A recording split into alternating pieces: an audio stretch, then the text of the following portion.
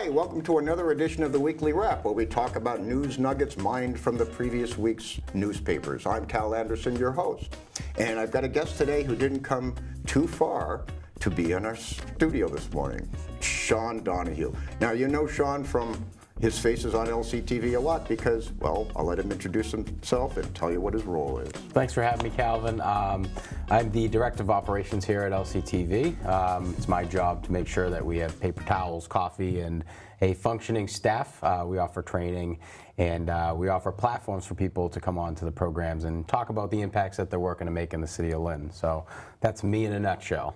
Well, what I've impressed with is in just a few months, in the spiffy new digs here at 181 Union Street in Lynn, you've put together what I think rivals a professional major TV operation. Why don't you tell us about some of the new additions that you've just been putting in? And thanks for that opportunity. Yeah, there's been a lot of continuous improvements going on here at the Community Access Station in Lynn. We're located at 181 Union Street. If you came on down, we could show you our brand new studio. At first, it was really just a shell. We were facilitating lighting with overhead fluorescence, and today we've got a brand new lighting infrastructure, new key lights. All of this stuff is actually a Fluotech lighting setup. Fluotech is a new standard in the industry. It's all LED lighting with the curtains and the capability of going chroma key. It really does lighten up how the studio looks. It gives it more of a professional atmosphere, like you had mentioned.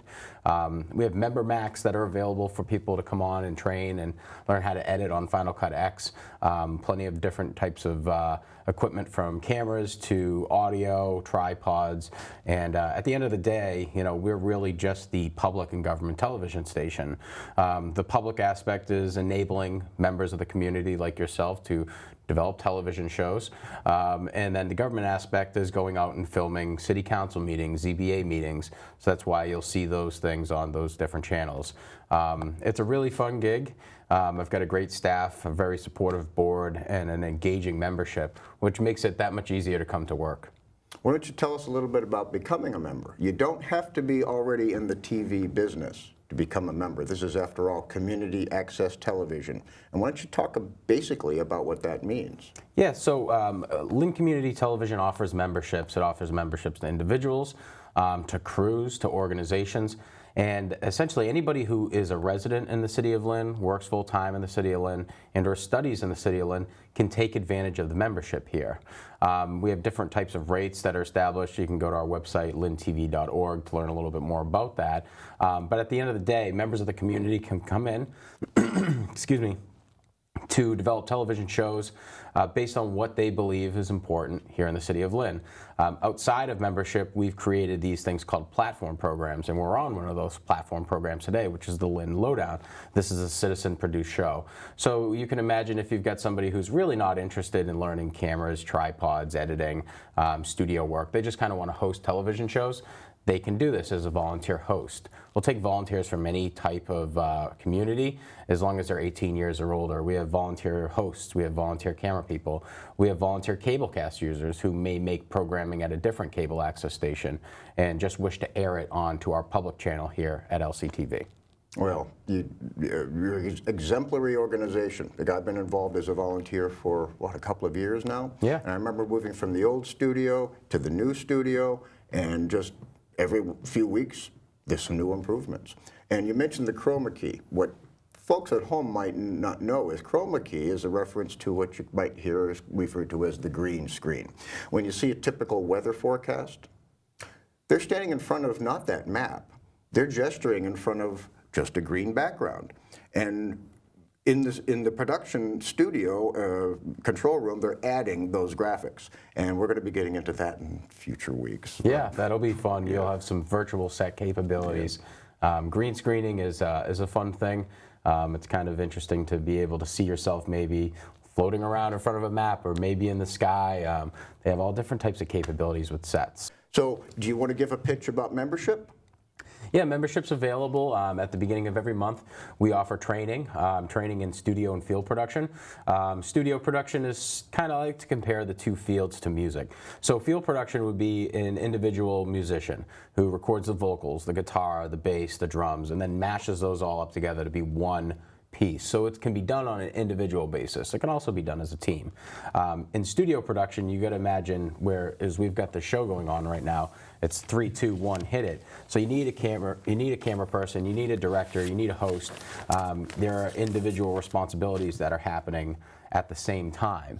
So it's important that you have a crew of people who are interested in producing consistent studio shows. Membership's available. You can find more information at lyntv.org/membership. We have classes that are available. They're free with a membership here. Organizations, individuals, students, and crews can sign up to make non-commercial media. Wonderful. Now, you're going to have an open house coming up. September's the plan. All right. So we're planning in September to have an open house with the installation of our new lighting. This place really kind of shows a little bit more. And the idea is to bring a finished product to the residents of the city of Lynn to really kind of have everything in place to explain to them what their capabilities of joining would be. This is exciting, and I'm very pleased to be a part of this. So watch for the announcement for the specific dates of the open house, and that's when the community at large should come down and kind of see what goes on here. And really, it's kind of addicting. You get wrapped up in it and you say, gee, I want to be a part of this. Yeah. So thanks for being on and talking about the background. You want to talk about the headlines a little bit from the previous week? Sure, let's do it. Well, I've got last Friday, August 4th, agencies join forces for success in Lynn. Now, this is through multiple agencies coordinated through LHAND for increasing opportunities for bilingual education. And this is for people to just be able to be more viable in our own community. And that's a wonderful program coming on. Elizabeth Warren was in town in Revere recently talking about health care and education. And it's always good to see our senators taking a local interest. Well, we had a couple of murders in Lynn this past week. One alleged perpetrator is at large still. Another one has been captured. Just always be aware of that. And I had some empathy for the families and our community. The MBTA is planning the Market Street garage renovation. Now, it's been a few years since they did even some cursory